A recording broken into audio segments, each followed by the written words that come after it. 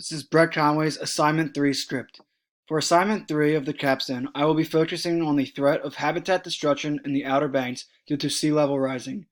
As stated in globalchange.gov, Chapter 13, the world's oceans have absorbed about 93% of the excess heat caused by greenhouse gas warming. This capture of heat energy caused the ocean water to expand, which takes up more and more space, resulting in sea level rising.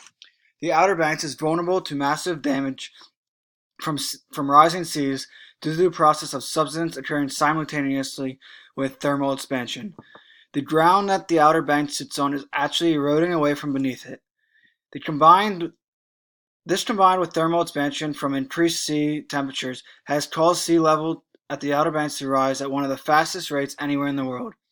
According to Chapter 10 on our course website, sea levels at the Outer Banks is forecasted to continue to rise. Some models project levels up to 1.6 meters by the year 2100.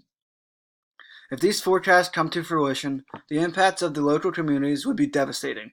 Visitors to the Outer Banks accounted for roughly $255 million in tourism just last year.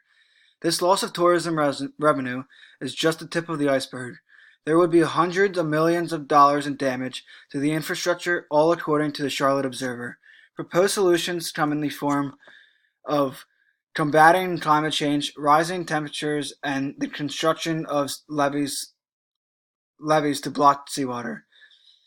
Constructing drainage systems to divert incoming water is also a solution being implemented in other areas of the world. This may be something to consider for the Outer Banks as well.